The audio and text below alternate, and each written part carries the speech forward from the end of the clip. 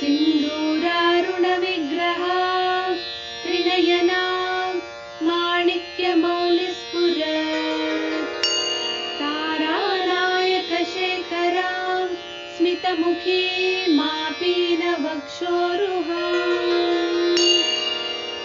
पाणिभ्यामलिपूर्णरत्नचषकं रक्तोत्पलं बिभ्रति सौम्यां रत्नघटस्थरक्तचरणां ध्यायेत् परामम्बिकाम्।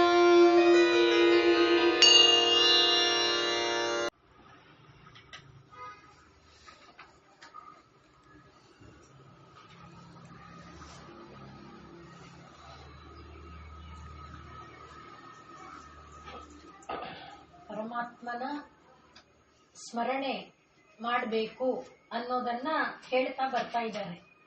ಆದ್ರಿಂದ ಭಾವನೆಯಿಂದ ಭಾವನಾಪೂರ್ಣವಾಗಿ ಪರಮಾತ್ಮನ ಸ್ಮರಣೆಯನ್ನ ಮಾಡೋದು ಜೀವನದಲ್ಲಿ ಪರಮವಾದ ಗುರಿಯಾಗಿರ್ಬೇಕು. ಬೇರೆ ಎಲ್ಲ ಅಂಗಭೂತವಾದ ಗುರಿಯಾಗಿರ್ಬೇಕು. ಪ್ರಧಾನವಾದ ಗುರಿ ಅದಾಗಿರ್ಬೇಕು ಅನ್ನುವುದಕ್ಕೋಸ್ಕರನೇ ಮೊದಲಿಗೆ ಪರಮಾತ್ಮನ ದಿವ್ಯ ಮಂಗಳ ವಿಗ್ರಹ, ದಿವ್ಯ ಸ್ವರೂಪ ಹೇಗಿರುತ್ತೆ ಅನ್ನುವುದನ್ನು ತೋರಿಸಿ, ಈಗ ಆ ಪರಮಾತ್ಮನನ್ನ ಭಾವನಾಪೂರ್ಣವಾಗಿ ಭಾವಿಸೋದರಿಂದ ಆಗುವಂಥ ಲಾಭ ಏನು ಅಂತ ಕೇಳಿದ್ರೆ, ಸಂಸ್ಮರಣ ಮಾತ್ರದಿಂದ ಸರ್ವಾಪದ ವಿನಶ್ಯಂತಿ ಅನ್ನುವುದನ್ನ ನೋಡಿದ್ವಿ. ಆ ದೇವಿಯ ಸ್ಮರಣೆ ಮಾತ್ರದಿಂದ ಎಲ್ಲ ಆಪತ್ತುಗಳು ಕೂಡ ದೂರ ಆಗುತ್ತೆ. ಅಷ್ಟೇ ಅಲ್ಲ, ಆ ದೇವಿಯ ಸ್ಮರಣೆಯಿಂದ ಸಂಕಟೇ ದುಃಖಂ ನ ಆಪ್ನೋತಿ. ಎಂಥ ಸಂಕಟಗಳು ಬಂದಾಗಲೂ ಕೂಡ ದುಃಖ ಅನ್ನುವುದು ಮನುಷ್ಯನಿಗೆ ಆಗೋದಿಲ್ಲ. ಇಂಥ ಪ್ರಬಲವಾದಂಥ ಒಂದು ಫಲ ಕೊಡುವ ಆ ದೇವರ ಸ್ಮರಣೆಯನ್ನ ಮಾಡುವುದನ್ನ ನಾವು ಯಾಕೆ ಯೋಚನೆ ಮಾಡ್ತೀವಿ, ಆ ದೇವರ ಸ್ಮರಣೆ ಮಾಡುವುದಕ್ಕೆ ನಾವು ಯಾಕೆ ಹಿಂದೇಟ್ ಹಾಕ್ತೀವಿ ಅನ್ನೋದನ್ನ ಹೇಳ್ತಾ, ಆ ಭಗವಂತನ ಸ್ಮರಣೆ ಮಾಡೋದ್ರಿಂದ ಮೊದಲಿಗೆ ಎಲ್ಲ ಆಪತ್ತುಗಳು ದೂರ ಆಗತ್ತೆ. ಸಂಕಟಗಳು ಬಂದು ಎರಗಿದರೆ ಅದರಿಂದ ದುಃಖ ಆಗದೇ ಇರೋ ಹಾಗೆ ಕಾಪಾಡುತ್ತೆ. ಜೊತೆಯಲ್ಲಿ ಸೌಭಾಗ್ಯಗಳನ್ನ ಅದು ಕರುಣಿಸಿಕೊಡುತ್ತೆ. ಆದ್ರಿಂದ ಭಕ್ತ ಸೌಭಾಗ್ಯ ದಾಯಿನಿ ಅನ್ನುವುದನ್ನ ನಾವು ನೋಡಿದ್ವು. ಏನೇನು ಸೌಭಾಗ್ಯ ಅನ್ನುವುದನ್ನು ಕೂಡ ಪರಿಭಾವಿಸಿಕೊಂಡ್ವಿ. ಭಗ ಅಂದಾಗ ಏನು, ಶ್ರೀ ಅನ್ನೋದು, ಕಾಮ ಅನ್ನೋದು, ಮಾಹಾತ್ಮ್ಯ, ವೀರ್ಯ ಇತ್ಯಾದಿ ಎಲ್ಲವನ್ನು ಲೋಕದಲ್ಲಿ ಅದು ನಮಗೆ ಕರುಣಿಸಿಕೊಡುತ್ತೆ. ಆದ್ರಿಂದ ಆ ಪರಮಾತ್ಮನ ಸ್ಮರಣೆಯನ್ನ, ಭಗವತಿಯ ಸ್ಮರಣೆಯನ್ನ ಮಾಡಬೇಕು. ಅದರಿಂದ ಲೌಕಿಕವಾದ ಲಾಭನೂ ಇದೆ, ಪಾರಮಾರ್ಥಿಕವಾದ ಲಾಭನೂ ಇದೆ ಅನ್ನುವುದನ್ನ ಹೇಳಿ, ಆ ದೇವಿ ಅಥವಾ ಪರಮಾತ್ಮ ಯಾವುದನ್ನ ಇಷ್ಟಪಡ್ತಾನೆ, ಭಾವನೆಯಿಂದ ಪ್ರಾರ್ಥನೆ ಮಾಡಬೇಕು ಅಂತ ಹೇಳಿದ್ವಿ. ಆ ಭಾವನೆಯನ್ನ ಬರುವುದಕ್ಕೆ ಸ್ವರೂಪವನ್ನ ತೋರಿಸಿ ಆಯ್ತು. ಅದನ್ನ ಪ್ರೀತಿಯಿಂದ ಮಾಡಿದರೆ ಅದನ್ನ ಪರಮಾತ್ಮ ಇಷ್ಟಪಡ್ತಾನೆ. ಆದ್ರಿಂದ ಭಕ್ತಿ ಪ್ರಿಯ.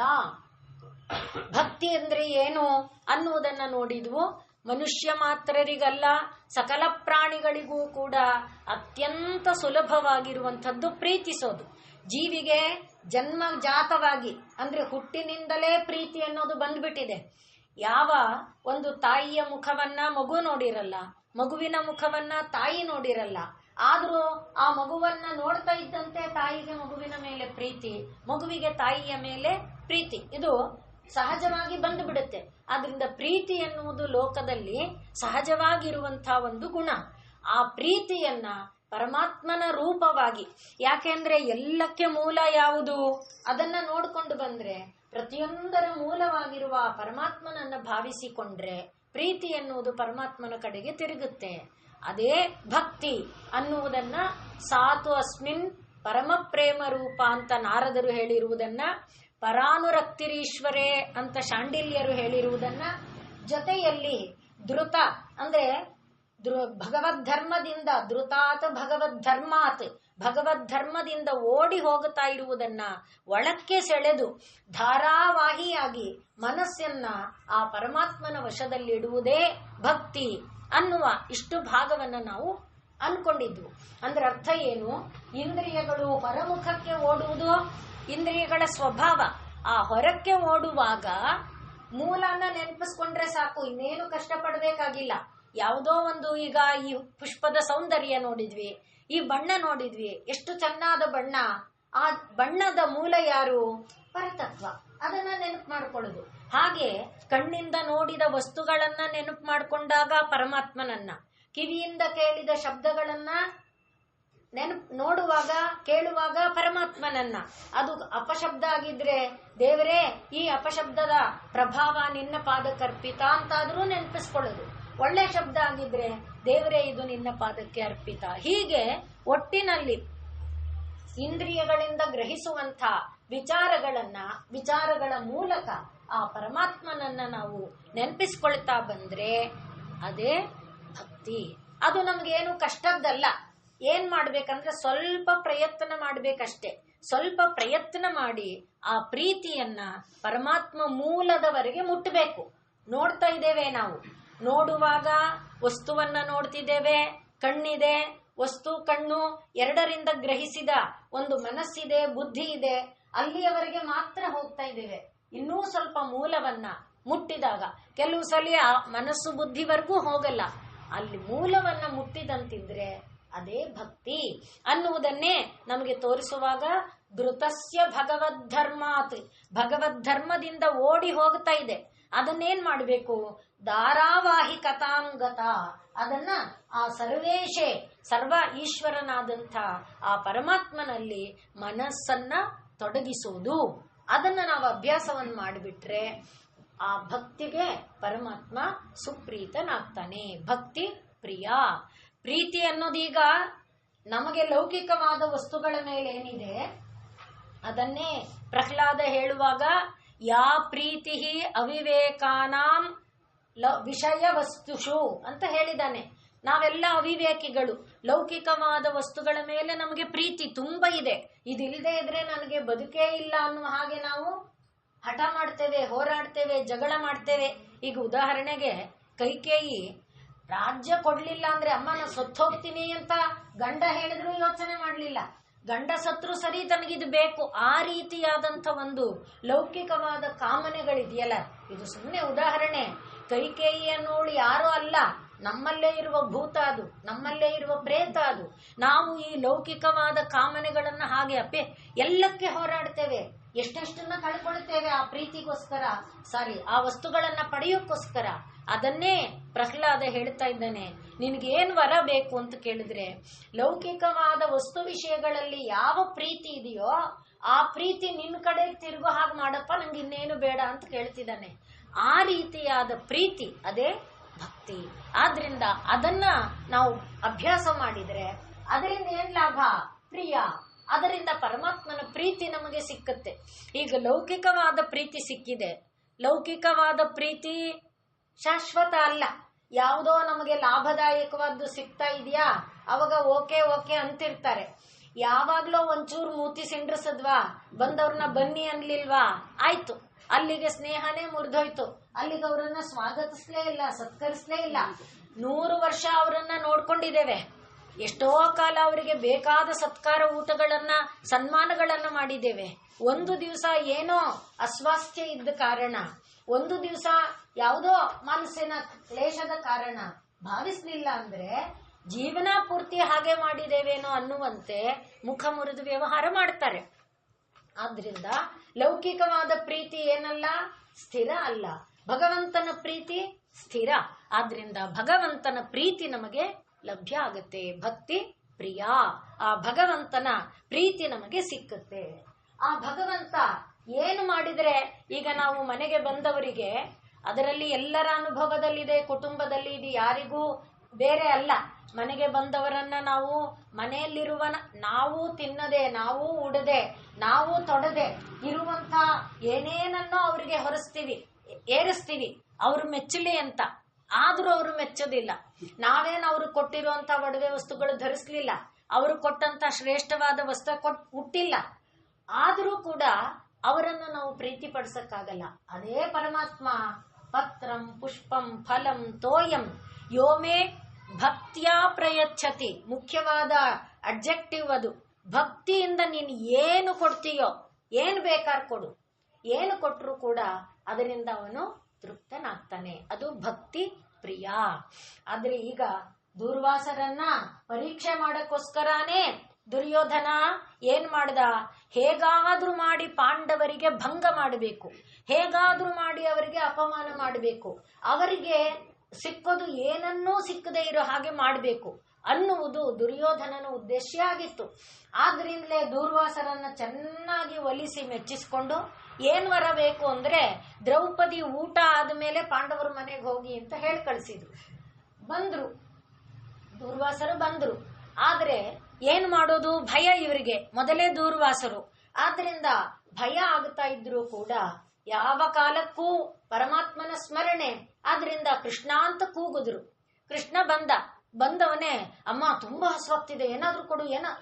ಏನಪ್ಪ ತಮಾಷೆ ಮಾಡ್ತೀಯ ನೀನು, ನಾವು ಯಾವ ಕಷ್ಟಕ್ಕೋಸ್ಕರ ನಿನ್ನ ಕರೆದಿದ್ದೀವಿ, ಏನೋ ಕಷ್ಟಕ್ಕೆ ನಿನ್ನ ಕರೆದ್ರೆ ಆ ಕಷ್ಟ ನಿಂಗೆ ಗೊತ್ತಿದೆ, ಕಷ್ಟಕ್ಕೆ ಕರೆದ್ರೆ ಊಟ ಕೊಡು ಅಂತಿದ್ಯಲ್ಲ, ಎಲ್ಲಿಂದಪ್ಪ ಇದ್ವಿ, ನೀನು ಪರೀಕ್ಷೆ ಮಾಡ್ತೀಯಾ ಅಂತ ದ್ರೌಪದಿ ಕೇಳಿದ್ರೆ, ನೀವ್ ಹೋಗಮ್ಮ ಪಾತ್ರೆ ತಗೊಂಬ.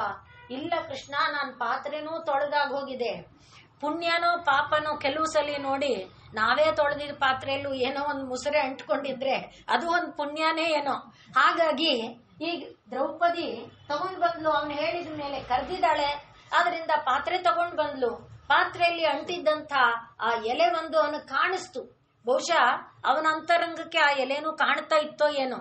ಆದ್ರಿಂದಲೇ ನೀನ್ ಪಾತ್ರೆ ತಗೊಂಡ್ ಬಮ್ಮ ಅಂತ ಹೇಳ್ದ. ಆ ಪಾತ್ರೆಯಲ್ಲಿದ್ದ ಎಲೆಯನ್ನ ತಿಂದವನೇ ಇದರಿಂದ ಸರ್ವೇಶ್ವರನಾದ ಪರಮಾತ್ಮನು ಸುಪ್ರೀತನಾಗಲಿ ಎಂದ. ಎಲ್ಲರೂ ಸುಪ್ರೀತರಾಗೋದ್ರ. ಆದ್ರಿಂದ ಪತ್ರಂ, ಆ ಪತ್ರವನ್ನ ಕೊಟ್ಟ ಮಾತ್ರದಿಂದ, ಭಕ್ತಿಯಿಂದ ಪತ್ರವನ್ನ ಕೊಟ್ರೆ ಅದರಿಂದ ಪರಮಾತ್ಮ ತೃಪ್ತನಾದ್ರೆ ಲಾಭ ಏನು? ಸರ್ವರು ತೃಪ್ತರಾದ್ರ. ಯಾವ ಒಂದು ವಿಪತ್ತು ಬಂದೆರಗುತ್ತಿತ್ತು, ಈಗ ನಾವು ಹೇಳಿದ್ವಲ್ಲ, ಸ್ಮರಣ ಮಾತ್ರದಿಂದ ಸರ್ವ ಆಪತ್ತುಗಳನ್ನ ದೂರ ಮಾಡ್ತಾಳೆ. ಸಂಕಟೆ ದುಃಖನ್ನ ಆಪ್ನೋತಿ ಅಂತ ಒಂದು ಬಂದಂಥ ಸಂಕಟ ಕ್ಷಣ ಮಾತ್ರದಲ್ಲಿ ದೂರ ಆಗೋಯ್ತು. 1000 ವರ್ಷಗಳ ಕಾಲ ಸಮುದ್ರ ನದಿಯಲ್ಲಿ ಈ ಕಡೆ ಮೊಸಳೆ ಎಳೀತಾ ಇದೆ, ಈ ಕಡೆ ಆನೆ ಎಳ್ಕೊತಾ ಇದ್ದಾನೆ. ಮೇಲೆ ಕೆಳಿತಾನೆ, ಕೆಳಗೆಳೆಯುತ್ತೆ, ಮೇಲೆ ಕೆಳಿತ. 1000 ವರ್ಷಗಳ ಕಾಲ, ಒಂದಲ್ಲ ಎರಡಲ್ಲ. ಕೈ ಕಾಲಿನಲ್ಲಿರುವ ಎಲ್ಲ ಬಲ ಸೋತೋಯ್ತು.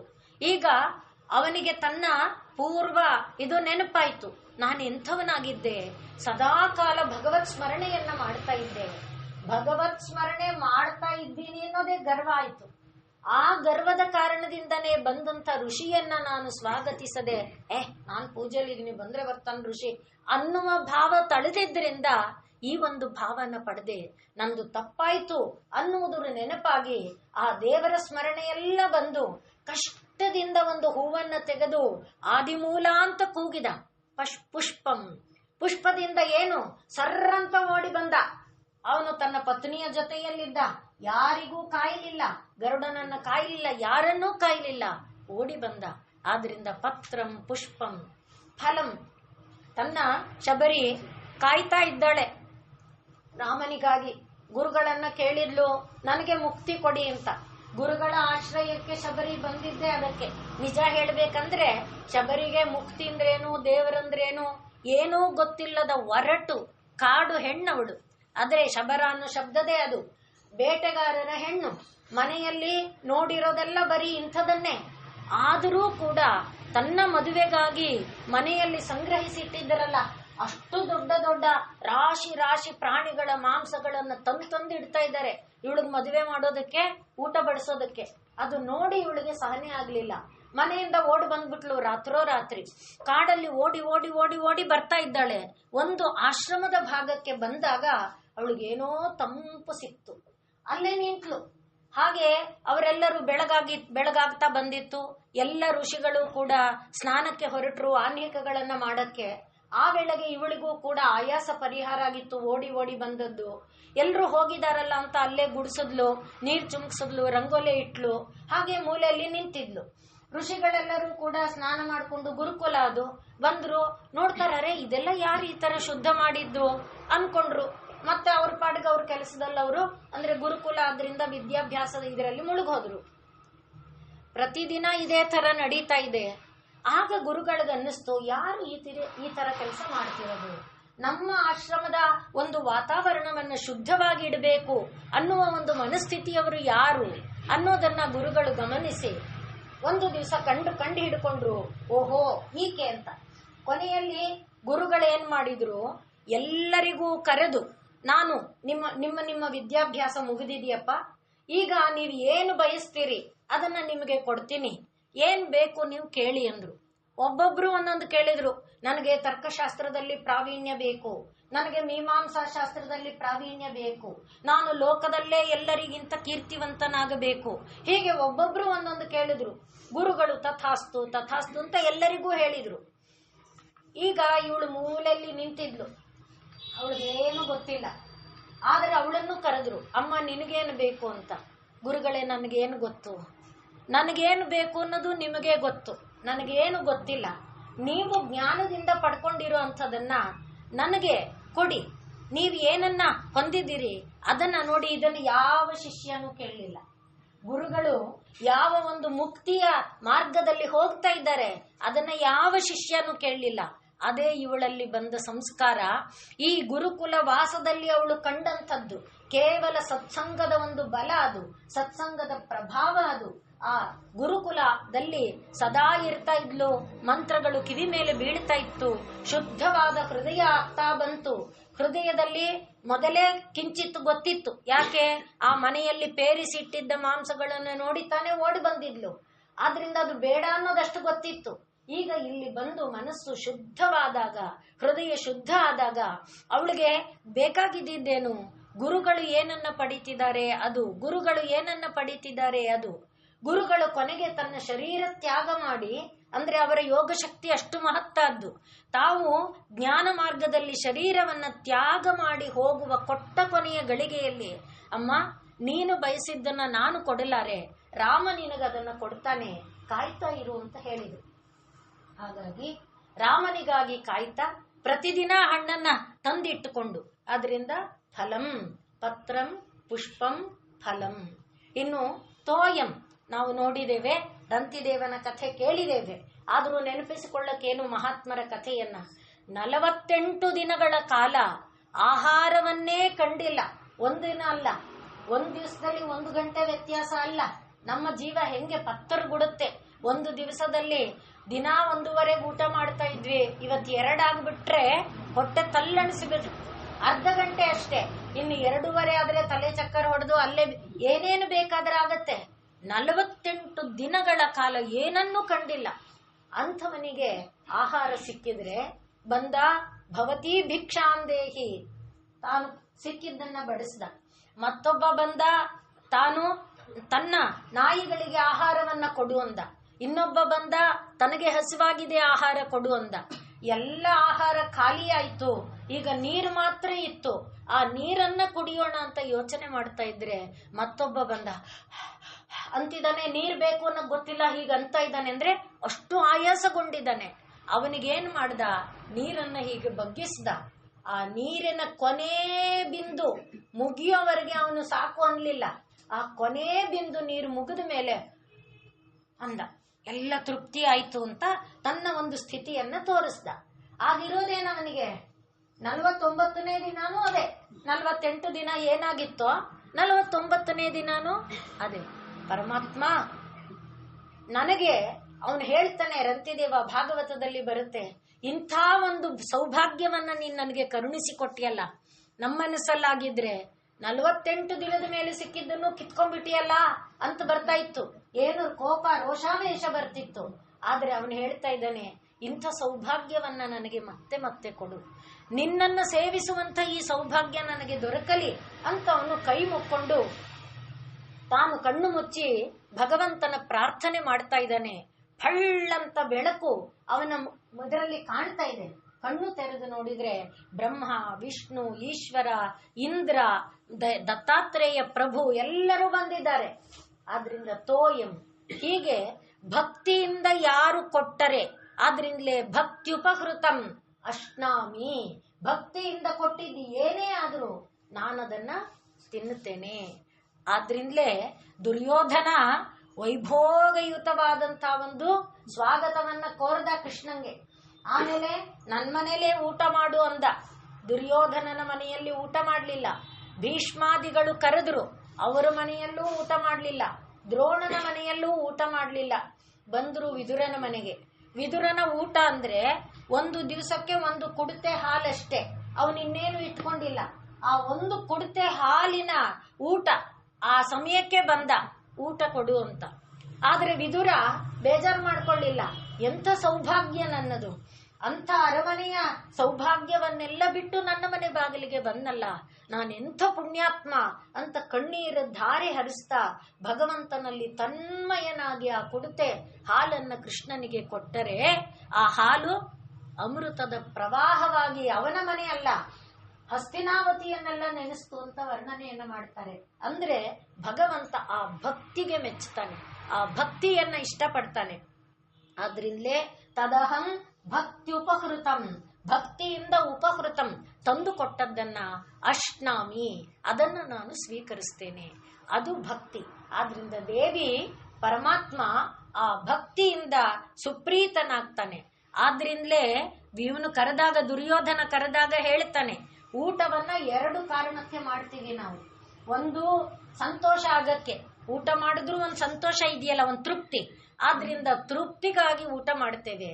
ಎರಡನೇದು ಯಾತಕ್ಕೆ ಊಟ ಮಾಡ್ತೇವೆ ಅಂದ್ರೆ ಆಪತ್ತು, ಶರೀರ ಬಿದ್ದೋಗುತ್ತೆ, ಸತ್ತೋಗ್ಬಿಡ್ತೇವೆ, ಆಗ ಊಟ ಮಾಡ್ತೇವೆ.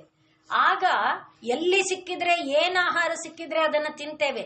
ವಿಶ್ವಾಮಿತ್ರರು ನಾವು ನೋಡಿದ್ವಿ, ಒಂದು ನಾಯಿ ಮಾಂಸವನ್ನ ಅದು ನಾಳೆಗೆ ಅಂತ ಅವನು ಎಲ್ಲೋ ಗೂಟದಲ್ಲಿ ಎತ್ತಿ ಬಚ್ಚಿಟ್ಕೊಂಡಿದ್ದಾನೆ, ಅದನ್ನ ಕಂಡು ಹಿಡಿದ್ಬಿಟ್ಟು ತಗೊಳ್ತಾರೆ. ಅಂದ್ರೆ ಆಪತ್ತಿಗಾಗಿ ಊಟ ಮಾಡ್ತೇವೆ. ಯಾಕೆ ಅಂದ್ರೆ ಅವತ್ತವ್ರು ಊಟ ಮಾಡದೇ ಇದ್ರೆ ಆಗ್ತಾ ಇತ್ತು, ಅವ್ರ ಶರೀರ ಮುಗೀತಾ ಇತ್ತು, ಅದಕ್ಕೋಸ್ಕರ ಅವರು ಅದನ್ನ ತಗೊಂಡ್ರು. ಆಪತ್ತಿಗಾಗಿ ಊಟ ಮಾಡ್ತೇವೆ, ಸಂಪ್ರೀತಿಗಾಗಿ ಊಟ ಮಾಡ್ತೇವೆ.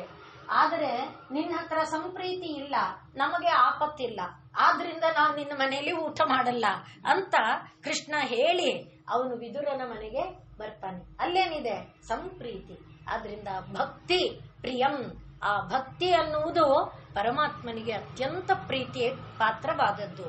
ಹಾಗಾಗಿ ಭಕ್ತಿಯಿಂದ ಏನನ್ನ ನಾವು ಕೊಡ್ತೇವೋ ಇದೇ ಕೊಡಬೇಕು ಅಂತಿಲ್ಲ. ನಮ್ಮ ಹತ್ರ ಏನಿದೆಯೋ ಅದನ್ನ ಕೊಡಬಹುದು. ಅದಕ್ಕೆ ನಾವು ದೃಷ್ಟಾಂತ ನೋಡಿದ್ದೇನು, ಕಾಳಿಯನ ಹತ್ರ ಇದ್ದಿದ್ದು ವಿಷ.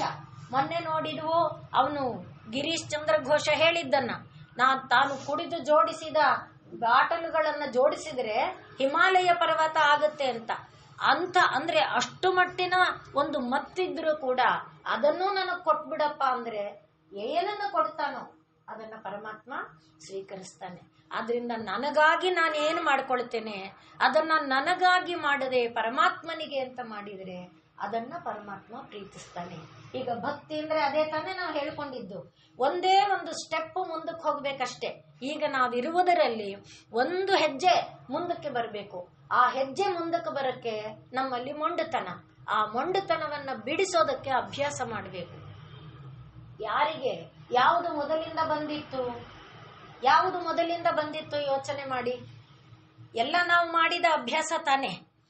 ಆ ಅಭ್ಯಾಸವನ್ನೇ ಇಲ್ಲೂ ಮಾಡಿದರೆ ಸ್ವಲ್ಪ ಪ್ರಯತ್ನ ಮಾಡ್ಬೇಕಷ್ಟೆ, ಆ ಮೊಂಡುತನವನ್ನ ಬಿಡಿಸಕ್ಕಾಗತ್ತೆ. ಆದ್ರಿಂದಲೇ ಕೃಷ್ಣ ಅಭ್ಯಾಸ ಯೋಗಯುಕ್ತೇನ ಚೇತಸ, ಅಭ್ಯಾಸ ಅನ್ನುವುದು ಯೋಗವಾಗಬೇಕು. ಆ ಅಭ್ಯಾಸ ಯೋಗವಾದ ಚಿತ್ತ ಇದ್ರೆ ಅದೇ ದಾರಿ ಹೊರತು ನ ಅನ್ಯಗಾಮಿನ, ಬೇರೆ ಯಾವುದು ದಾರಿ ಇಲ್ಲಪ್ಪ, ನಾನು ತಲೆ ಮೇಲೆ ಕೈ ಇಟ್ಟು ನಿನ್ನ ಉದ್ಧಾರ ಮಾಡ್ತೀನಿ, ಇಲ್ಲ. ಹಾಗಿದ್ದಿದ್ರೆ ಪಾಂಡವರನ್ನು ಯಾವಾಗಲೂ ಉದ್ಧಾರ ಮಾಡಬಹುದಿತ್ತಲ್ಲ. ಯಾಕೆ ಯುದ್ಧ ಮಾಡಿ ಅಂತ ರಣರಂಗಕ್ಕೆ ಎಳಿಬೇಕಿತ್ತು, ಹೊಡೆಸ್ಬೇಕಿತ್ತು, ಬಡಿಸ್ಬೇಕಿತ್ತು, ಕಾಡಲ್ಲಿ ಬೀಳಿಸ್ಬೇಕಿತ್ತು. ಅದರಿಂದ ಅಭ್ಯಾಸ ಯೋಗಯುಕ್ತೇನ ಚೇತಸ, ಆ ಅಭ್ಯಾಸವನ್ನ ಯೋಗವಾಗಿ ಮಾಡ್ಕೊಳ್ಳೋಕೆ ಇಂಥ ಒಂದು ಜಾಗದಲ್ಲಿ ನಾವು ಏನ್ ಕೇಳ್ತೇವೆ ಅದನ್ನ ಮತ್ತೆ ಮತ್ತೆ ಮನನ ಮಾಡ್ಕೊಳ್ತಾ ಅದರಲ್ಲಿ ಭಗವಂತನಲ್ಲಿ ಏನ್ ಮಾಡಬೇಕು, ಪ್ರೀತಿ ಇದೆ ನಮ್ಮಲ್ಲಿ, ಆ ಪ್ರೀತಿಯನ್ನ ಭಗವಂತನ ಪ್ರೀತಿಯಾಗಿ ಮಾಡ್ಬೇಕಷ್ಟೇ. ನನ್ನ ಮಗುನ ನಾನು ಪ್ರೀತಿಸ್ತೇನೆ, ಈ ಮಗುವಿನ ರೂಪದಲ್ಲಿ ಪರಮಾತ್ಮ ಇದ್ದಾನೆ ಅಂತ ಪ್ರೀತಿಸಿದ್ರೆ ಸಾಕಷ್ಟೇ. ನನ್ನ ಶರೀರವನ್ನ ನಾನು ಪ್ರೀತಿಸ್ತೇನೆ, ನನ್ನ ಶರೀರವನ್ನ ನಾನು ಪರಮಾತ್ಮನ ಸ್ವರೂಪ ಅಂತ ಪ್ರೀತಿಸಿದ್ರೆ ಸಾಕಷ್ಟೇ. ಹಾಗೆ ಯಾವುದನ್ನ ನಾನು ಪ್ರೀತಿಸ್ತೇನೆ ಆ ಪ್ರೀತಿಸುವುದನ್ನ ಇದು ಪರಮಾತ್ಮನದು, ಅದು ನಿಜ ತಾನೆ. ಪರಮಾತ್ಮನದಲ್ಲದ್ದು ಯಾವುದೂ ಇಲ್ಲ, ಪರಮಾತ್ಮನಿಂದ ಅಲ್ಲದ್ದು ಯಾವುದೂ ಇಲ್ಲ. ಅದನ್ನ ನಾವು ಭಾವಿಸೋದಷ್ಟೇ ಮುಖ್ಯ. ಆದ್ರಿಂದ ಆ ಭಕ್ತಿಯನ್ನ, ಅದೇ ಭಕ್ತಿ, ಆ ಭಕ್ತಿಯನ್ನ ಪರಮಾತ್ಮ ಇಷ್ಟಪಡ್ತಾನೆ. ಹಾಗೆ ಪರಮಾತ್ಮ ಇಷ್ಟಪಟ್ಟಿದ್ರಿಂದ ಆಗೋ ಲಾಭ ಏನು ಅಂದ್ರೆ, ಯಾವ ಒಂದು ಆಪತ್ತು ನಮಗಿಲ್ಲ, ಯಾವ ಒಂದು ಸಂಕಟದಲ್ಲಿ ನಾವು ತೊಂದರೆಗೆ ಬೀಳೋಲ್ಲ, ಒಳಗಾಗಲ್ಲ. ಭಕ್ತಿ ಪ್ರಿಯ. ಇನ್ನು ಮುಂದಕ್ಕೆ ಭಕ್ತಿ ಗಮ್ಯ. ಭಕ್ತಿಯಿಂದ ಆ ಪರಮಾತ್ಮನನ್ನ ನಾವು ಸೇರಬಹುದು. ಬರೀ ಲೌಕಿಕವಾದ ಲಾಭ ಅಷ್ಟೇ ಅಲ್ಲ, ಲೌಕಿಕವಾಗಿ ಬರುವಂತ ಕೀರ್ತಿ, ನಾವು ಹೇಳಿದ್ವಲ್ಲ ನಿನ್ನೆ ದಿವಸದಲ್ಲಿ ಸೌಭಾಗ್ಯ ಅಂತ, ಅಲ್ಲಿ ಕೀರ್ತಿಯನ್ನ ಹೇಳಿದ್ವಿ, ಮಹಾತ್ಮ್ಯವನ್ನ ಹೇಳಿದ್ವಿ, ವೀರ್ಯವನ್ನ ಹೇಳಿದ್ವಿ. ಅದಷ್ಟೇ ಅಲ್ಲ, ಪರಮಾತ್ಮನೇ ಸಿಕ್ಕು ಬಿಡ್ತಾನೆ. ಭಕ್ತಿ ಗಮ್ಯ, ಪರಮಾತ್ಮ ನಮಗೆ ಒಲಿತಾನೆ. ಆದ್ದರಿಂದಲೇ ನಾವು ನೋಡಿದ್ದೇನು, ಅಂಬರೀಷ ಅವನು ಏಕಾದಶಿ ವ್ರತವನ್ನ ಆಚರಣೆ ಮಾಡಿಕೊಂಡು ಬಂದ. ಅವನು ಏನು ನಮ್ಮಂಥವನಲ್ಲ, ಅವನು ಒಬ್ಬ ರಾಜನೇ. ಆದರೆ ರಾಜನಾಗಿದ್ರೂ ತಾನು ರಾಜ ಅನ್ನುವ ಭಾವದಲ್ಲಿದ್ದವನಲ್ಲ. ವ್ರತ ಮಾಡಿಕೊಂಡು ಬಂದಾಗ ನಿನಗೇನು ಬೇಕು ಅಂತ ಕೇಳಿದ್ರೆ ಅವನೇನನ್ನು ಕೇಳಲಿಲ್ಲ. ಆದರೆ ಪರಮಾತ್ಮ ಏನು ಮಾಡ್ದ, ತಾನೇ ಅವನ ಸಂರಕ್ಷಣೆಗೆ ತನ್ನ ಚಕ್ರವನ್ನ ಕೊಟ್ಟ. ದೂರ್ವಾಸರು ಬಂದು, ನಿಮಗೆ ಕಥಾ ಗೊತ್ತಿರೋದ್ರಿಂದ ಸಾರಾಂಶವಾಗಿ ಹೇಳೋದು, ದೂರ್ವಾಸರು ಬಂದು ಕೋಪ ಮಾಡಿ ತಮ್ಮ ಒಂದು ಶಿಕೆಯಿಂದ ಕೃತ್ಯೆಯನ್ನ ಉಂಟು ಮಾಡಿದಾಗ, ಆಗ್ಲೂ ಕೂಡ ಅಂಬರೀಷ ಏನ್ ಮಾಡ್ದ, ಕೈ ಮುಕ್ಕೊಂಡೇ ಇದ್ದ. ಕೃತ್ಯೆಯನ್ನ ಹೋಗು ಹೊಡಿ ಅಂತ ಸುದರ್ಶನನನ್ನ ಹೇಳಲಿಲ್ಲ, ಪರಮಾತ್ಮ ಕೊಟ್ಟಿದ್ದನ್ನ ಹೇಳಲಿಲ್ಲ. ಆದರೆ ಕೈ ಮುಕ್ಕೊಂಡೇ ನಿಂತಿದ್ದ, ಅದನ್ನು ಸ್ವಾಗತಿಸಿದ. ಆದರೆ ಪರಮಾತ್ಮ ಕೊಟ್ಟಿದ್ದಂತಹ ಶ್ರೀಚಕ್ರ ಅದೇ ಆ ಕೃತ್ಯೆಯನ್ನ ವಿರೋಧಿಸಿ ಹೊರಟು. ಈಗ ಕೃತ್ಯೆಯನ್ನೇನ ಮುಗಿಸ್ತು. ಕೃತ್ಯೆಯನ್ನ ಯಾರು ಪ್ರಯೋಗ ಮಾಡಿದ್ದು, ದೂರ್ವಾಸರು. ದೂರ್ವಾಸರನ್ನೇ ಅಟ್ಕೊಂಡದು ಹೋಯ್ತು. ಲೋಕಗಳಿಗೆ ಹೋಗಿ ವೈಕುಂಠ ಧಾಮಕ್ಕೆ ಬಂದ್ರೆ ಅಲ್ಲಿ ಪರಮಾತ್ಮ ಏನ್ ಹೇಳ್ತಿದ್ದಾನೆ, ಅಹಂ ಭಕ್ತ ಪರಾಧೀನ, ನನ್ನ ಅಧೀನ ಏನಿಲ್ಲಪ್ಪ. ಈ ಚಕ್ರ ನನ್ನದಿರ್ಬೋದು, ಆದ್ರೆ ಅದು ನನ್ನ ಅಧೀನ ಅಲ್ಲ. ನಾನು ಕೂಡ ಭಕ್ತರ ಪರಾಧೀನ. ಅದು ಭಕ್ತಿ ಗಮ್ಯ, ಭಕ್ತರ ಅಧೀನ. ನನ್ನ ಇಚ್ಛೆಯಂತೆ ನಾನೇನು ನಡೆಯೋದಕ್ಕೆ ಆಗೋದಿಲ್ಲ. ಭಕ್ತ ಪರಾಧೀನ ನಾನು, ಅಸ್ವತಂತ್ರ, ನನಗೆ ಸ್ವಾತಂತ್ರ್ಯ ಇಲ್ಲ. ನನ್ನ ಭಕ್ತರು ಹೇಗೆ ಕುಣಿಸಿದ್ರೆ ಹಾಗೆ ನಾನು ಕುಣಿಬೇಕಾಗತ್ತೆ. ಆದ್ದರಿಂದ ಹೃದಯೇ ಭಕ್ತಿ ಭಕ್ತ ಜನಪ್ರಿಯ. ಆದ್ದರಿಂದ ನಾನು ಭಕ್ತ ಜನರನ್ನ ಪ್ರೀತಿಸ್ತೇನೆ, ನನ್ನ ಹೃದಯದೊಳಗೆ ಅವರನ್ನ ಇಟ್ಕೊಂಡಿರ್ತೇನೆ. ಕೃಷ್ಣ ಹೇಳ್ತಾನೆ, ಸಚಮೇ ಪ್ರಿಯ, ಅವನು ನನಗೆ ಪ್ರಿಯ, ನಾನು ಅವನಿಗೆ ಪ್ರಿಯ ಅಂತ. ಆ ರೀತಿಯಾಗಿ ಏನಿದೆ, ಅದರಿಂದ ನಮಗಾಗೋ ಲಾಭ ಏನಪ್ಪಾ ಅಂದ್ರೆ ಭಕ್ತಿ ಗಮ್ಯ. ಆ ಪರಮಾತ್ಮ ಅನ್ನೋನೇ ನಮಗೆ ಸಿಗ್ತಾನೆ. ಎಲ್ಲದಕ್ಕೂ ಮತ್ತೆ ಲಾಭ ಇದೆಯಲ್ಲ, ಇದರಿಂದ ಆಗೋ ಲಾಭ ಏನು? ವಶದಲ್ಲಿ ಇಟ್ಕೊಳ್ಬಹುದು. ನಮಗೆ ಬೇಕಾದ ಅದೇ ತಾನೆ. ಎಲ್ಲರನ್ನ ಕಂಟ್ರೋಲ್ ಮಾಡ್ಬೇಕು ನಾವು. ಮಗನನ್ನು ಕಂಟ್ರೋಲ್ ಮಾಡ್ಬೇಕು, ಸೊಸೆ ಕಂಟ್ರೋಲ್ ಮಾಡ್ಬೇಕು, ಅತ್ತೆ ಕಂಟ್ರೋಲ್ ಮಾಡ್ಬೇಕು, ಗಂಡನ್ ಕಂಟ್ರೋಲ್ ಮಾಡ್ಬೇಕು, ಎಲ್ಲ ನನ್ನ ಕಂಟ್ರೋಲ್ ಅಲ್ಲಿ ಇರಬೇಕು. ಅದು ತಾನೇ ಲೋಕದಲ್ಲಿ ಇರುವಂತದ್ದು. ನೀವು ನೋಡಿರ್ತೀರಿ ಸೌಂದರ್ಯ ಲಹರಿಯನ್ನ. ಅದಕ್ಕಾಗಿಯೇ ಎಷ್ಟೋ ಜನರಿಗೆ ಸೌಂದರ್ಯ ಲಹರಿ ವರ್ಜ್ಯ. ಅದರಲ್ಲಿ ಇಂಥದ್ದೆಷ್ಟೋ ಮಂತ್ರಗಳಿದೆ. ಆದರೆ ಯಾವುದನ್ನು ಕೂಡ ನಾವು ಹೇಗೆ ನೋಡ್ತೇವೆ, ಹೇಗೆ ಉಪಯೋಗಿಸ್ಕೊಳ್ತೇವೆ ಅದರ ಮೇಲೆ. ಇಲ್ಲಿಯವರೆಗೆ ಲಲಿತಾ ಹೇಳುವಾಗ ನಾವು ದೇವಿಯ ಆ ಸ್ವರೂಪಗಳನ್ನ ಸೌಂದರ್ಯ ಲಹರಿಯ ಜೊತೆಯಲ್ಲಿ ಹೇಳ್ಕೊಂಡು ಬಂದಿದ್ದೇವೆ. ಇದನ್ನೇ ಚಾಕುವನ್ನ ಉಪಯೋಗಿಸಿದ ಹಾಗೆ ಹಣ್ಣು ಹಂಪಲುಗಳನ್ನ ಹಚ್ಚಿ ದೇವರಿಗೆ ನೈವೇದ್ಯಕ್ಕೆ ಇಡೋಕ್ಕೂ ಚಾಕು ಇದೆ. ಒಬ್ಬನಿಗೆ ಶರೀರದಲ್ಲಿ ವಿಪತ್ತನ್ನ ಉಂಟು ಮಾಡ್ತಾ ಇರುವಂತ ಯಾವುದೋ ಒಂದು ಬೇಡದ ವಸ್ತುವನ್ನ ಶರೀರದಿಂದ ತೆಗೆದುಹಾಕಕ್ಕೂ ಚಾಕು ಇದೆ. ಕಟ್ಟೆ ಮಾಡಿದಾನೆ, ಶರೀರನೇ ಕಟ್ ಮಾಡಿದಾನೆ. ಆದ್ರೂ ಅದು ವಿಪತ್ತಿಗೆ ಮಾಡಲಿಲ್ಲ, ಒಳ್ಳೇದಕ್ಕೆ ಮಾಡಿದಾನೆ. ಶರೀರದಲ್ಲಿ ಬೇಡದ್ದು ಏನು ತೊಂದರೆ ಕೊಡ್ತಿದೆ ಅದನ್ನ ತೆಗೆದು ಹಾಕೋಕೆ ಮಾಡಿದಾನೆ. ಹಾಗೆ ಒಬ್ಬನ್ನ ನಾಶ ಮಾಡೋದಕ್ಕೂ ಇದೆ. ಅದು ನಮ್ಮ ಮನಸ್ಸಿನ ಮೇಲೆ ಇರುವಂಥದ್ದು. ಆದರೆ ಅದರಲ್ಲಿ ಎಷ್ಟೋ ಶ್ಲೋಕಗಳಲ್ಲಿ ಹೇಳ್ತಾರೆ, ವಶ ಮಾಡ್ಕೊಳ್ಳಕ್ಕಿದೆ ಅಂತ. ಅದಕ್ಕೆಲ್ಲ ಮಂಡಲಗಳು ಎಲ್ಲ ಕೊನೆಯಲ್ಲಿ ಕೊಟ್ಟಿರ್ತಾರೆ. ಆದರೆ ಅದು ನಮಗೆ ನಮ್ಮ ಜೀವನದಲ್ಲಿ ನಾವು ಬಯಸೋದು ಅದನ್ನ. ಯಾರು ಪ್ರಧಾನರಾಗಿದ್ದಾರೋ ಅವರೇ ವಶ ಆಗ್ಬಿಟ್ರೆ ಇದೆಲ್ಲ ಯಾವ ಲೆಕ್ಕಾಚಾರ? ಯಾವ ಗಂಡ, ಯಾವ ಅತ್ತೆ, ಯಾವ ಮಾವ, ಯಾವ ಅಳಿಯ, ಯಾವ ಮಗ, ಯಾಕೆ? ಅವ್ರೇನ್ ಕಂಟ್ರೋಲ್ ಬೇಕಾಗಿಲ್ಲ ನಮ್ಗೆ, ಪರಮಾತ್ಮನೇ ಇದಾನಲ್ಲ.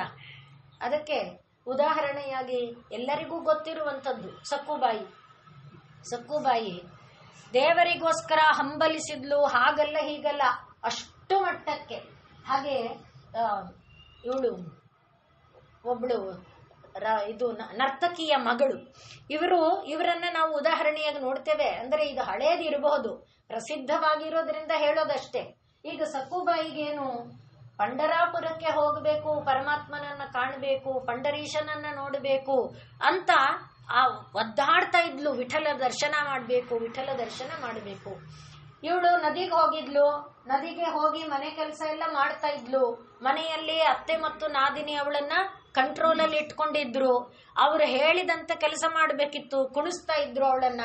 ಅಂದ್ರೆ ಇಷ್ಟು ಮೂಟೆ ನೀನು ಬೀಸು ಅಂದ್ರೆ ಬೀಸ್ಬೇಕು, ಅಷ್ಟು ಮೂಟೆ ಕುಟ್ಟಂದ್ರೆ ಕುಟ್ಟಬೇಕು, ಆ ರೀತಿ ಎಲ್ಲ ಮಾಡ್ತಾ ಇದ್ಲು. ಅವತ್ತು ಮನೆಯ ಕೆಲಸಗಳಿಗೋಸ್ಕರನೇ ಪಾತ್ರೆ ಪಡಗ ಬಟ್ಟೆ ಎಲ್ಲ ತಗೊಂಡು ಹೋಗಿದ್ಲು. ಆ ದಾರಿಯಲ್ಲಿ ಹೋಗ್ತಾ ಇದ್ರು ವಾರಕರಿಗಳು.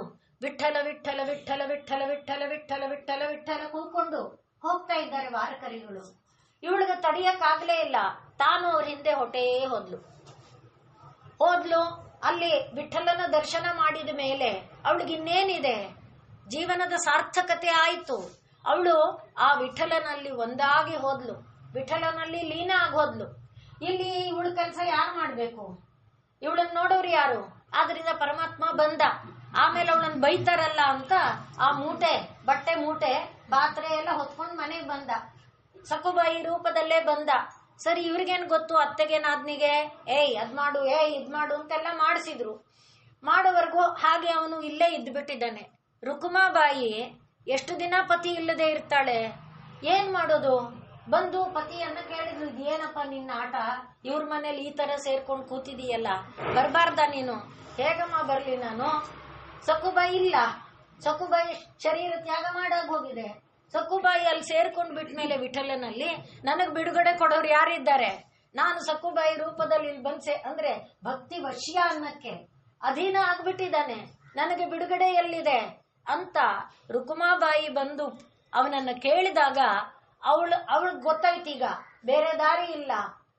ಯಾರು ವಿಠಲನಲ್ಲಿ ಲೀನ ಆಗಿದ್ಲು ಆ ಸಕುಬಾಯಿಗೆ ಮತ್ತೆ ಜೀವ ಕೊಡಿಸಿ, ಮತ್ತೆ ಸಕುಬಾಯಿ ಜನ್ಮ ಕೊಟ್ಟು ಅವಳನ್ನ ಕರ್ಕೊಂಬಂದು ಇಲ್ಲಿ ಬಿಟ್ಟು, ಅಮ್ಮ ನಿನ್ ಗಂಡ, ನಿನ್ ಮನೆ, ನಿನ್ ವ್ಯವಸ್ಥೆ ನೀನ್ ನೋಡ್ಕೊ, ನನ್ ಗಂಡನ್ ಬಿಟ್ಕೊಡು ಅಂತ ಆ ರೀತಿಯಾದ ಅಂದ್ರೆ ಪರಮಾತ್ಮ ಭಕ್ತಿಗೆ ಯಾವ ರೀತಿ ವಶ್ಯನಾಗುತ್ತಾನೆ.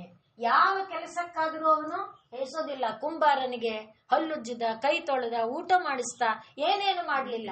ಆದ್ರಿಂದ ಭಕ್ತಿ ವಶ್ಯ. ಆ ಪರಮಾತ್ಮನನ್ನ ಅಂಥ ಒಂದು ವಶವಾಗುವಂಥ ವಸ್ತು ಸಿಕ್ಕತ್ತೆ ಅಂದ್ರೆ ಅದನ್ನ ಬಿಟ್ಟು ಈ ಯಾವುದೋ ಬೇಡದ ವಸ್ತುಗಳ ವಶಕ್ಕೆ ನಾವು ಒದ್ದಾಡ್ತೇವಲ್ಲ, ಅದರಿಂದ ಭಕ್ತಿ ವಶ್ಯ. ಅದರಿಂದಲೇ ಪರಮಾತ್ಮ ಹೇಳ್ತಾನೆ, ನ ಕರ್ಮಣ, ನಾನು ಕೆಲಸಗಳಿಂದ ವಶನಾಗೋದಿಲ್ಲ. ಅಂದ್ರೆ ಒಂದು ಕರ್ಮಯೋಗವನ್ನ ಬಯಸ್ಕೊಂಡಿದ್ರೆ ಆ ಕರ್ಮದಿಂದ ನಾನು ವಶನಾಗೋದಿಲ್ಲ. ನ ತಪಸ, ಇದು ಶಿವಪುರಾಣದಲ್ಲಿ ಬರುವಂತ ಮಾತು. ನಾನು ತಪಸ್ಸಿನಿಂದ ಕೂಡ ವಶನಾಗೋದಿಲ್ಲ. ಹಾಗೆ ನ ಜಪೈಹಿ ನ ಸಮಾಧಿಭಿಹಿ, ಏನು ಜಪ ಮಾಡಲಿ, ಏನು ಸಮಾಧಿ ಸ್ಥಿತಿಯಲ್ಲಿದ್ದು ಪರಮಾತ್ಮನಲ್ಲಿ ಒಂದಾದ ಭಾವವನ್ನ ಹೊಂದಿರ್ಲಿ, ಅದು ನನ್ನನ್ನ ವಶ ಮಾಡಲ್ಲ. ಏನು ವಶ ಮಾಡುತ್ತೆ? ಶ್ರದ್ಧಾಮಯ್ಯಸ್ತಿ ಚೇತ್, ನನ್ನಲ್ಲಿ ಶ್ರದ್ಧೆ. ಸಕುಬಾಯಿಗಿದ್ದಷ್ಟೇ, ಪಂಡ್ರಾಪುರ, ಪಾಂಡುರಂಗ, ವಿಠಲ, ಅವಳಿಗಿನ್ನೇನು ಗೊತ್ತಿತ್ತು? ಜಪ ಗೊತ್ತಿತ್ತ, ತಪ ಗೊತ್ತಿತ್ತ, ಜ್ಞಾನ ಗೊತ್ತಿತ್ತ, ಧ್ಯಾನ ಏನೂ ಇಲ್ಲ. ಶ್ರದ್ಧಾಮಯ್ಯಸ್ತಿ ಚೇತ್ ಪುಂಸಾಂ ಏನ ಕೇನಾಪಿ ಹೇತುನ, ಯಾವ ರೀತಿಯಿಂದಾದ್ರೂ ಸರಿ ನನ್ನಲ್ಲಿ ಶ್ರದ್ಧೆ ಇಟ್ಕೊಂಡಿದ್ರೆ ನಾನು ಅವರ ಅಧೀನನಾಗ್ತೇನೆ. ಆದ್ರಿಂದ ವಶ್ಯ, ಬರೀ ವಶ್ಯ ಅಲ್ಲ, ಸ್ಪೃಶ್ಯ, ಅವರು ನನ್ನ ಮುಟ್ಟಬಹುದು. ಹೃಷ್ಯ, ನನ್ನ ಸನ್ನಿಧಿಯಿಂದ ಅವರು ಆನಂದವನ್ನ ಹೊಂದಬಹುದು. ಅಷ್ಟೇ ಅಲ್ಲ, ಪೂಜ್ಯ ಸಂಭಾಷ್ಯ ಏವಚ, ಅವರು ನನ್ನ ಜೊತೆಯಲ್ಲಿ ಮಾತುಕತೆಯನ್ನು ಕೂಡ ಆಡಬಹುದು. ಅಷ್ಟು ಮಟ್ಟಿಗೆ ನಾನು ಅವರಿಗೆ ಅಧೀನನಾಗಿರ್ತೇನೆ. ಆದ್ರಿಂದ ಯಾರು ಶ್ರದ್ಧೆಯಿಂದ, ಶ್ರದ್ಧಾಮಯ್ಯಸ್ತಿ ಚೇತ್ ಪುಂಸಾಂ, ಶ್ರದ್ಧೆಯಿಂದ ನನ್ನನ್ನು ಯಾರು ಭಾವಿಸ್ತಾರೆ ಅವರಿಗೆ ನಾನು ವಶನಾಗುತ್ತೇನೆ. ವಶನಾದ ಮೇಲೆ ಏನ್ ಮಾಡ್ತೇನೆ? ಸ್ಪೃಶ್ಯ, ವಶ್ಯ, ಸ್ಪೃಶ್ಯ, ಹೃಷ್ಯ, ಪೂಜ್ಯ, ಸಂಭಾಷ್ಯ ಏವಚ, ನನ್ನ ಜೊತೆಯಲ್ಲಿ ಮಾತಾಡಿಕೊಂಡವರು ಆರಾಮವಾಗಿರಬಹುದು. ಶ್ರೀರಾಮಕೃಷ್ಣರು ಕಾಳಿದೇವಿ ಜೊತೆಯಲ್ಲಿ ಮಾತಾಡಿಕೊಂಡು ಅವಳ ಜೊತೆನೇ ಜೀವನವನ್ನ ನಡೆಸಿದ್ದನ್ನ ನಾವು ನೋಡ್ತೇವೆ. ಹಾಗೆ ನಾವು ಇದರಲ್ಲಿ ಭಗವದ್ಗೀತೆಯಲ್ಲಿ ಕೃಷ್ಣ ಅರ್ಜುನನಿಗೆ ಹೇಳ್ತಾನೆ, ದಿವ್ಯ ರೂಪ ವಿಶ್ವರೂಪ ದರ್ಶನ ಮಾಡಿಸಿದ ಮೇಲೆ ಹೇಳ್ದ. ಇನ್ನೂ ಕೂಡ ಅರ್ಜುನನಿಗೆ ಕೃಷ್ಣನ ಮೇಲೆ ಏನೋ ಒಂದು ಭಾವನೆ. ವಿಶ್ವರೂಪ ತೋರಿಸಿದ್ದು ಕೃಷ್ಣನಿಗೆ ಅರ್ಜುನನಿಗೆ ತನ್ನ ಮೇಲೆ ವಿಶ್ವಾಸ ಬರ್ಲಿ ಅಂತ. ಆದ್ರೆ ಹೇಳ್ದ ಅವನು, ಅರ್ಜುನ ಇದು ಸುಲಭ ಅಲ್ಲಪ್ಪ, ಬಿಟ್ಟಿ ಅಲ್ಲ, ಇದು ದೇವಾದಿ ದೇವತೆಗಳು ಕಾಣದ ಒಂದು ಭಾಗ್ಯ ನಿನಗೆ ಸಿಕ್ಕಿದೆ. ಆದ್ರಿಂದ ನೀನು ಇದರಿಂದ ಏನನ್ನ ಪಡಿಬೇಕು, ನೀನು ನನ್ನಲ್ಲಿ ಭಕ್ತಿಯನ್ನ ಹೊಂದಬೇಕು. ಇದು ಭಕ್ತಿಯಿಂದ ಮಾತ್ರ. ಅರ್ಜುನ ಭಕ್ತ್ಯ ಅನನ್ಯಯ ಶಕ್ಯ ಏವಂ ವಿಧ ಅರ್ಜುನ. ಈ ರೀತಿಯಾಗಿ ನೀನು ನೋಡಬೇಕಾದ್ರೆ ಅನನ್ಯವಾದ ಭಕ್ತಿ ಇದ್ದರೆ ಮಾತ್ರ ಸಾಧ್ಯ. ಅಲ್ಲೂ ಕೂಡ ಇಲ್ಲಿ ಹೇಳಿದಂತೆ ಏನು, ವಶ್ಯ ಸ್ಪೃಶ್ಯ ಹೃಷ್ಯ ಪೂಜ್ಯ ಸಂಭಾಷ್ಯ ಅಂತ ಏನು ಹೇಳಿದ್ರು, ಹಾಗೆ ಅಲ್ಲಿ ಕೂಡ ಅವನೇನ್ ಹೇಳ್ತಾನೆ, ಜ್ಞಾತುಂ ದ್ರಷ್ಟುಂ ತತ್ವೇನ ಪ್ರವೇಷ್ಟುಂ, ನನ್ನೊಳಗೆ ಒಂದಾಗುವುದಕ್ಕೂ ಕೂಡ ಅವಕಾಶ ಯಾವಾಗ ಇದೆ, ಅನನ್ಯಯ ಭಕ್ತ್ಯ, ಅದು ಭಕ್ತಿ ವಶ್ಯ. ಪರಮಾತ್ಮ ಅಷ್ಟು ಮಟ್ಟಕ್ಕೆ ಭಕ್ತಿಯಿಂದ ಅಧೀನನಾಗಿ ಬಿಡ್ತಾನೆ. ಆದ್ದರಿಂದಲೇ ಆ ಪಾಂಡವರಲ್ಲಿ ಇದ್ದಂಥ ಭಕ್ತಿಗೆ ವಶನಾಗಿ ಅವರ ಮನೆ ಕುದುರೆಗಳನ್ನ ತೊಳೆದ, ಅವರ ಮನೆ ಸಾರಥ್ಯವನ್ನ ಮಾಡ್ದ. ಅವನು ಮಾಡದೇ ಇರುವಂಥದ್ದು ಏನೂ ಇಲ್ಲ. ಈ ರೀತಿಯಾಗಿ ದೇವಿ ಆ ಭಕ್ತಿಗೆ ಒಲಿತಾಳೆ, ಭಕ್ತಿಗೆ ವಶಳಾಗ್ತಾಳೆ. ಭಕ್ತಿ ಗಮ್ಯ ಭಕ್ತಿ ವಶ್ಯ. ಇನ್ನೂ ಲಾಭ ಇದೆ. ಇದು ಪಾರಮಾರ್ಥಿಕವಾದ ಲಾಭ.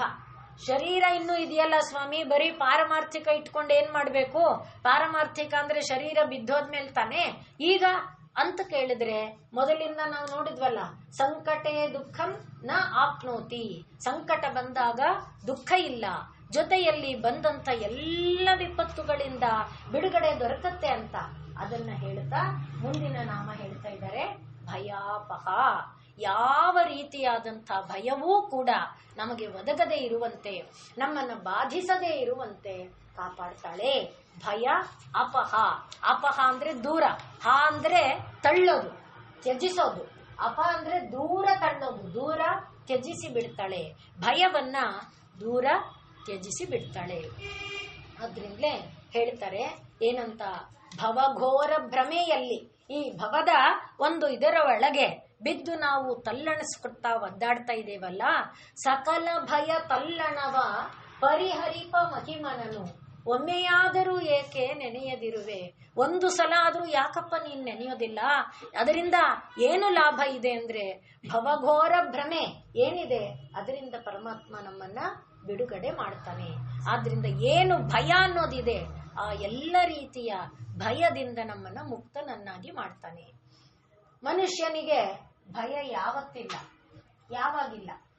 ಈಗ ಮಗು ಬಂತು, ಫಸ್ಟು ಮಗು ಬಂತು, ಮಗು ಅಳ್ಳಿಲ್ಲ ಅಂತ ಇಟ್ಕೊಳ್ಳಿ, ಅಲ್ಲಿಂದ ಶುರು. ಮಗುವಿನ ಅಳುತು, ಅಳುವಾಗ ಇನ್ನೇನೋ ಅದು ಅಳು ನಿಲ್ಲಿಸ್ಲಿಲ್ಲ, ಅವಾಗ ಬಂತು. ಮತ್ತೆ ಆ ಎದೆಯಲ್ಲಿ ಏನೋ ಕಟ್ಕೊಂಡಿದೆ, ಅವಾಗ ಎಲ್ಲಾ ರೀತಿಯಿಂದ ಹುಟ್ಟಿದ ಗಳಿಗೆಯಿಂದ ಭಯ ಭಯ ಭಯ. ಭಯ ಇಲ್ಲದ ಕ್ಷಣನೇ ಇಲ್ಲ. ಯಾವುದು ಭಯ? ಭಯಕ್ಕೆ ಕಾರಣ ಏನು ಅಂದ್ರೆ ಕಳ್ಕೊಳ್ತೀನಿ ಅನ್ನೋದೇ ಭಯ. ಈಗ ನನಗೆ ಮಗು ಬರುವ ಮೊದಲು ನನಗೂ ಮಗುಗೂ ಏನ್ ಸಂಬಂಧ ಇತ್ತು? ಜನನಕ್ಕೆ ಮುನ್ನ ನಿನಗವರಾರು ಅನ್ನುವ ಪ್ರಶ್ನೆ ತಗೊಂಡ್ರೆ, ಈ ಮಗು ಹುಟ್ಟೋದಕ್ಕೆ ಮುಂಚೆ ಆ ಮಗುಗೂ ನನಗೂ ಏನ್ ಸಂಬಂಧ ಇತ್ತು? ಆ ಮಗುವಿಗಾಗಿ ನಾನು ಯಾಕೆ ತಲ್ಲಣಗೊಳ್ತೇನೆ? ಅದನ್ನ ಯೋಚನೆ ಮಾಡಿದರೆ ಭಯ ಇಲ್ಲ. ಆದರೆ ನಾವು ಭಯ, ಆ ಮಗು ಎಲ್ಲಿ ನನ್ನ ಕೈ ಬಿಟ್ಟು ಹೋಗುತ್ತೋ, ಮಡ್ಲು ತುಂಬಿದ ಮಗು ನನ್ನ ಮಡ್ಲಲ್ಲಿ ಉಳಿಯುತ್ತೋ ಇಲ್ವೋ, ಇಲ್ಲಿಂದ ಭಯ. ಹಾಗೆ ಮಗುವಿಗೆ ಒಂದು ಸಣ್ಣ ಶೀತ ಆದ್ರೆ, ಒಂದು ಸಣ್ಣ ಜ್ವರ ಬಂದ್ರೆ ನಮಗೆ ಗೊತ್ತಾಗೋದೇ ಕೊಟ್ಟ ಕೊನೆಯದು. ಆದ್ರಿಂದಲೇ ನಚಿಕೇತನ ಉದಾಹರಣೆಯನ್ನ ನಾವು ನೋಡಿರೋದೇನು, ಜೀವಿಷ್ಯಾಮೋ ಯಾವದೀಶಿಷ್ಯಸಿತ್ವಂ, ನೀನು ಇಷ್ಟಪಡುವಷ್ಟು ಕಾಲ ಬದುಕೇ ಇರ್ತೀವಪ್ಪ, ಅದನ್ನ ನಿನ್ನ ಹತ್ರ ಬಂದು ಬೇಡ್ಬೇಕಾ? ನೀನು ಅದಕ್ಕೆ ವರ ಕೊಡ್ಬೇಕಾ? ಅಂದ್ರೆ ಭಗವಂತನ ದಯೆ ಇರುವವರೆಗೆ ಆಯಸ್ಸಿದೆ, ಅದಕ್ಕೆ ನಾವ್ ಯಾಕೆ ತಲ್ಲಣಿಸ್ಬೇಕು? ಸಾಯ್ತೀನಿ ಅಂದ್ರೆ ಸಾಯಕ್ ಕೊಡಲ್ಲ. ಸಾವು ನನಗಿದ್ರೆ ಮಾತ್ರನೇ ನಾನು ಸಾಯಕ್ಕಾಗೋದು. ಬದುಕ್ತೀನಿ ಅಂದ್ರೆ ಬದುಕಕ್ಕೆ ಕೊಡಲ್ಲ, ಸಾವು ನನಗೆ ನಿಶ್ಚಿತ ಆಗಿದ್ರೆ. ಆದ್ರಿಂದ ಸಾವು ಬದುಕು ಎರಡಕ್ಕೂ ಕೂಡ ಅಧಿಕಾರಿಗಳು ನಾವಲ್ಲ. ನಾವು ಹೆದರೋದೇ ಈ ಕಳ್ಕೊಳ್ಳುವ ಒಂದು ಇದಕ್ಕೆ ತಾನೆ. ಇಲ್ಲ ಬಾಂಧವ್ಯವನ್ನ ಕಳ್ಕೊಳ್ತೀವಿ ಅನ್ನುವ ಭಯ, ಒಡವೆ ವಸ್ತುಗಳನ್ನ ಕಳ್ಕೊಳ್ತೀವಿ ಅನ್ನುವ ಭಯ, ಸಂಬಂಧಗಳನ್ನ ಕಳ್ಕೊಳ್ತೀವಿ ಅನ್ನುವ ಭಯ, ಆಸ್ತಿ ಈ ಭಯ ಇರೋದೇ ಅದು.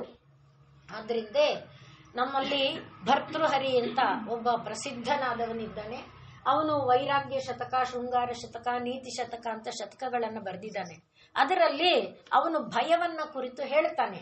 ಭೋಗೆ, ಈಗ ನಾವೇ ಎಲ್ಲರೂ ದೃಷ್ಟಾಂತ ಇದೀವಿ, ಬೇಡಪ್ಪ ಇದು ಇವತ್ತಾಗ್ಲೇ 4 ಸಲ ಆಗ್ಬಿಟ್ಟಿದೆ, ಬೇಡ. ಭೋಗೆ ರೋಗ ಭಯಂ, 5ನೇ ಸಲ ತಿಂದ್ರೆ ಏನು ರೋಗ ಬರುತ್ತೆ, ಬೇಡ. ಅಂದ್ರೆ ತಿನ್ನಕ್ಕೆ ಬೇಕಾದಷ್ಟಿದೆ, ಭೋಗ ಇದೆ, ಆದ್ರೆ ರೋಗದ ಭಯದಿಂದ ತಿನ್ನಕ್ಕೆ ಹೆದರುತ್ತೆ. ಭೋಗೆ ರೋಗ ಭಯಂ. ಇನ್ನು ಹಣ ಇದೆ, ವಿತ್ತೆ ನೃಪಾಲಾದ್ ಭಯಂ, ಬೇಕಾದಷ್ಟು ದುಡ್ಡಿದೆ, ಅದಕ್ಕೆ ರಾಜ ಎಲ್ಲಿ ಕಿತ್ಕೋತಾನೋ, ಟ್ಯಾಕ್ಸು ಪಾಕ್ಸು ಅಂತ ಎಲ್ಲಿ ಕಸ್ಕೊಳ್ತಾನೋ, ಅದಕ್ಕೋಸ್ಕರ ಅಲ್ಲಿ ಮುಚ್ಚಿಡು ಇಲ್ಲಿ ಮುಚ್ಚಿಡು, ಅವ್ರ ಹೆಸರಿಗೆ ಟ್ರಾನ್ಸ್ಫರ್ ಮಾಡು, ಅವ್ರ ಹೆಸರು ಕೊಟ್ಬಿಟ್ಮೇಲೆ ಅವ್ರು ವಾಪಸ್ ನಮಗ್ ಕೊಡ್ತಾರೋ ಇಲ್ವೋ, ಅವ್ರು ಅದನ್ನ ನನ್ನ ಆಸ್ತಿ ಅಂತ ಎಲ್ಲಿ ಕ್ಲೈಮ್ ಮಾಡ್ತಾರೋ, ಅದಕ್ಕೆ ಕೊನೆಯವರೆಗೆ ಸಾಯೋವರೆಗೆ ಬರೆಯಲ್ಲ. ಬಿಲ್ ಬರೀದೇ ಇರೋ ಕಾರಣ ಎಷ್ಟೆಲ್ಲ ಇದೆ ನೋಡಿ. ಅವ್ರು ನನ್ನ ನೋಡ್ಕೋತಾರೋ ಇಲ್ವೋ, ಅವ್ರು ನನ್ನ ತುತ್ತು ಆಹಾರ ಕೊಡ್ತಾರೋ ಇಲ್ವೋ, ಆ ರೀತಿಯಲ್ಲಿ. ಆದ್ರಿಂದ ಭೋಗೆ ರೋಗ ಭಯಂ, ಭೋಗ ಇದ್ದಾಗ ರೋಗದ ಭಯ ನಮಗೆ. ಹಾಗೆ ವಿತ್ತ ಇದ್ದಾಗ ನೃಪಾಲಾದ್ ಭಯಂ, ರಾಜನಿಂದ ಭಯ. ಯಾವ ಯಾವ ರೀತಿಯಲ್ಲಿ ಯೋಚನೆ ಮಾಡಿದರೆ ಅನೇಕ ರೀತಿಯಲ್ಲಿ ಭಯ ನಮಗಿದೆ. ಕುಲ ಇದ್ರೆ, ಉತ್ತಮವಾದ ಕುಲದಲ್ಲಿ ಹುಟ್ಟಿದ್ರೆ, ಕುಲ ಕಳಂಕನಾದವನು ಎಲ್ಲಿ ಬರ್ತಾನೋ. ಮನೆಯಲ್ಲಿ ಕುಲ ಕಳಂಕನಾದ ಮಗ ಹುಟ್ಟಿದ್ರೆ ಕುಲೇ ಚ್ಯುತಿ ಭಯಂ, ಮಕ್ಕಳು ದೊಡ್ಡವರಾಗಿರ್ತಾರೆ, ಯಾರನ್ನ ಮದುವೆ ಮಾಡ್ಕೊಂಡು ಹೊರಟೋಗ್ತಾರೆ, ಕುಲೇ ಚ್ಯುತಿ ಭಯಂ. ಯಾವ್ದು ನೋಡಿ ಭಯ ಅನ್ನೋದು ಬಂದಾಗ. ಹಾಗೆ ಮನ ಇದರಲ್ಲಿ ಚೆನ್ನಾಗಿ ಅಭಿಮಾನದಲ್ಲಿ ಎಲ್ಲರೂ ಗೌರವಿಸುವ ರೀತಿಯಲ್ಲಿದ್ದೇವೆ.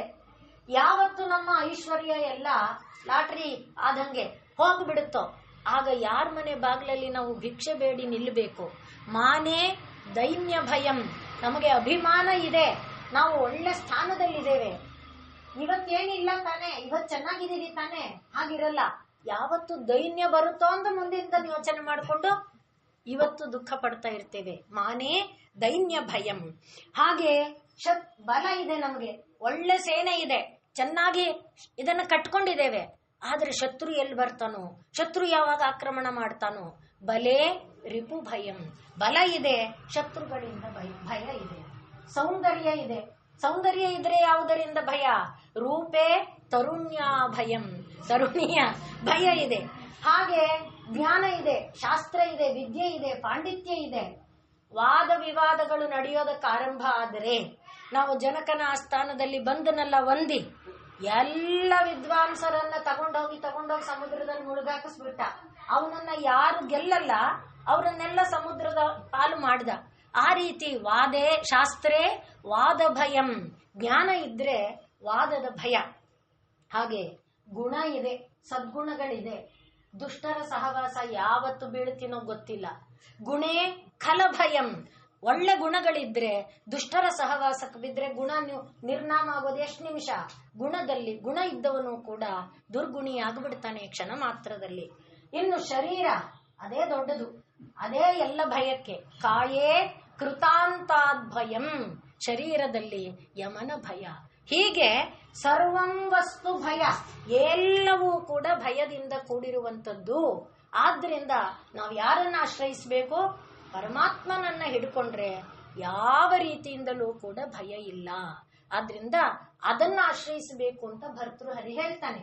ಆದ್ರಿಂದ ಭಯಾಪಹ ಅಂದ್ರೆ ಈ ರೀತಿ ಯಾವ ಯಾವ ವಿಧವಾದ ಭಯಗಳು ಇದೆಯೋ ಆ ಎಲ್ಲ ಭಯದಿಂದ ಆ ದೇವಿ ಏನು ಮಾಡ್ತಾಳೆ? ನಮ್ಮನ್ನ ದೂರ ಮಾಡ್ತಾಳೆ. ಆದ್ರಿಂದ ಭಕ್ತಿವಶ್ಯ, ಭಕ್ತಿಗಮ್ಯ, ಭಕ್ತಿ ಪ್ರಿಯ ಅಂದಾಗ ಏನು ಲಾಭ ಅಪ್ಪ ಅಂದ್ರೆ ಈ ಯಾವುದೇ ವಿಧವಾದ ಭಯ ನಮ್ಮನ್ನ ಕಾಡೋದಿಲ್ಲ. ಯಾವ ಭಯ ಇಲ್ಲದೆ ನಾವು ನೆಮ್ಮದಿಯಾಗಿ ಇರ್ತೇವೆ. ಆದ್ದರಿಂದಲೇ ಶಂಕರಾಚಾರ್ಯರು ಹೇಳುವಾಗ ಅನಾಥಸ್ಯ ದೀನಸ್ಯ ತೃಷ್ಣಾತುರಸ್ಯ, ಈ ಎಲ್ಲ ಬಾಧೆ ನಮಗಿದೆ, ಈಗ ಹೇಳಿದ್ದೆಲ್ಲ ಅಲ್ಲಿದೆ ಪಟ್ಟಿಯಲ್ಲಿ.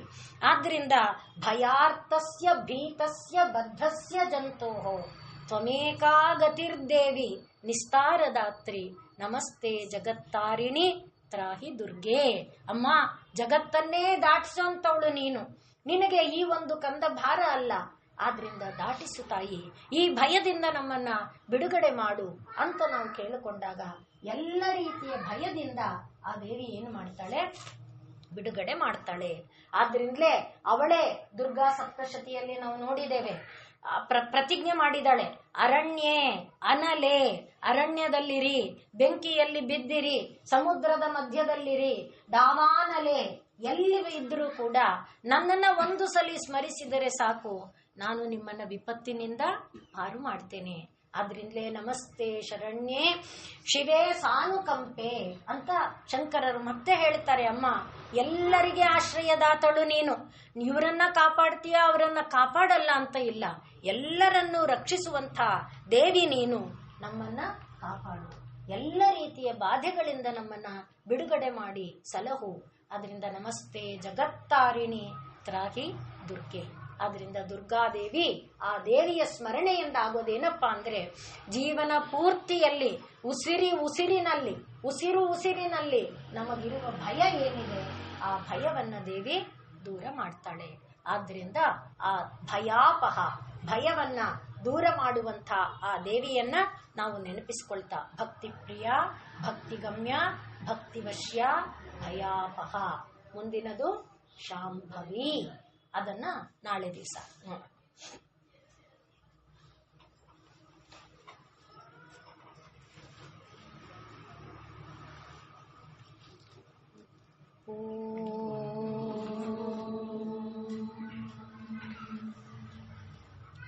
ಪೂರ್ಣಮದಃ ಪೂರ್ಣಮಿದಂ ಪೂರ್ಣಾತ್ ಪೂರ್ಣಮುದಚ್ಯತೆ ಪೂರ್ಣಸ್ಯ ಪೂರ್ಣಮಾದಾಯ ಪೂರ್ಣಮೇವಾವಶಿಷ್ಯತೆ. ಓಂ ಶಾಂತಿ ಶಾಂತಿ ಶಾಂತಿ. ಸರ್ವೇ ಭವ